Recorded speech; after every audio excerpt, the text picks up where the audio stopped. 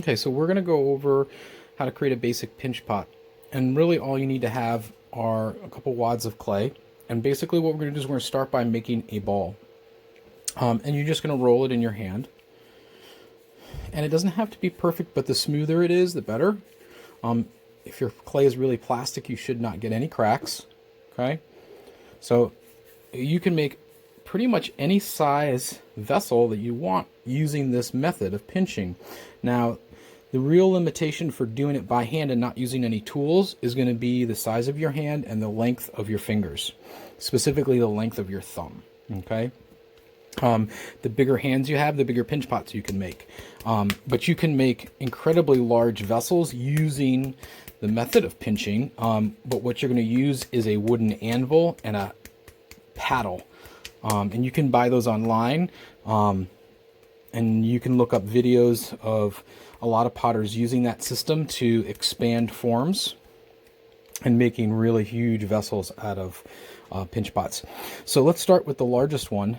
You're going to take the ball in your hand and you're going to take your thumb and you're going to press it into the center, making sure that you do not go through the bottom. And we want to leave maybe about that much clay at the base.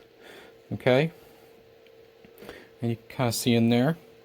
So what I'm going to do is I'm going to pinch the clay between my fingers around my thumb. And everyone's thumbs are a little bit different, but I have a really nice curve here. So I like to try to keep my thumb inside the pinch pot at all times.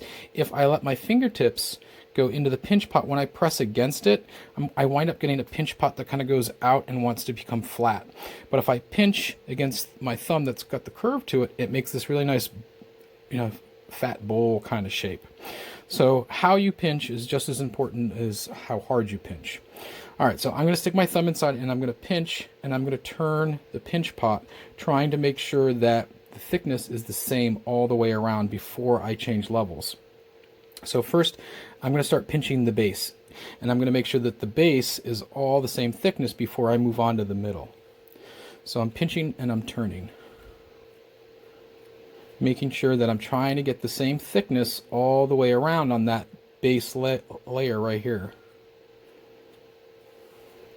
Okay, now that's the same. Now I'm going to move to the middle, and I'm going to pinch the middle, trying to maintain that same thickness. Okay, now I'm just about there.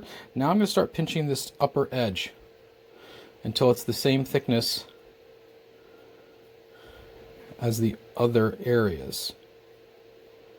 Now this is really plastic clay. It's nice and soft, so it's moving really well without cracking at all.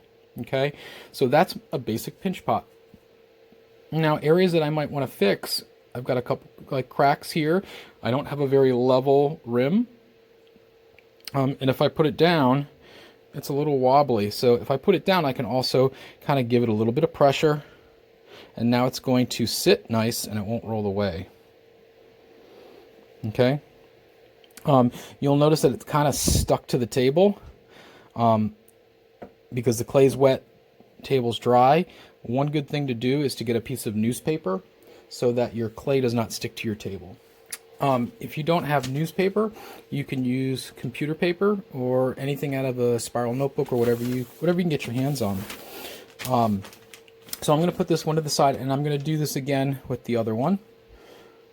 So because this is a little tinier, I'm not pressing so hard, but I'm still doing the same thing. I'm pinching the base first, trying to get it to the same thickness, and then I'm moving to the middle, constantly rotating as I pinch.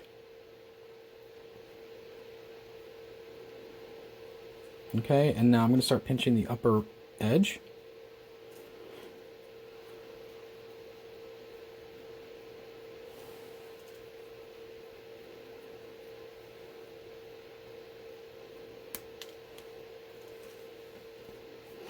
Trying to make sure that I get the same thickness all the way around. Now, as we talked about with the stages of clay, there are times when you want to work in a specific stage. Right now, I want to be in plastic because the clay is really floppy, and it's easy to move it around and it won't crack on me. Okay, so I'm going to put that down, and then I'm going to move on to the little tiny one. I'm going to let those dry, and as they dry and get closer to leather hard, that's when I'm going to come back and use a tool and get rid of my fingerprints and straighten out that rim a little bit. Okay, but I wanted to let it sit until it firms up and it's easier to work with. All right, so here's the little tiny one. Now this one's going to be a little bit different. Maybe I won't use my thumb because my thumb's kind of fat. You know, maybe I'll choose a different digit that's a little bit thinner. But the process is the same.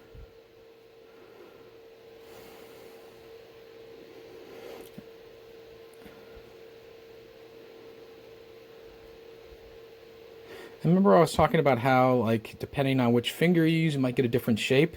See how I'm using my thumb on the outside and my fingertip on the inside? Now I'm kind of getting more of a cone. And that's actually kind of what I really want, because I'm going to use this as a component of a vessel that I'm going to build. Okay, so now we've got three little, well, not three little ones, we've got 3 pinch pots. Okay, and it's really simple.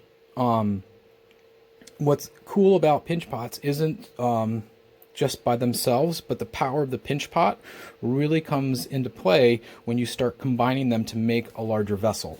And if you did make a big pinch pot bowl, maybe you don't do anything to it. Now you've got a really nice bowl that you could decorate with colored slips, or you could decorate with underglazes or glazes.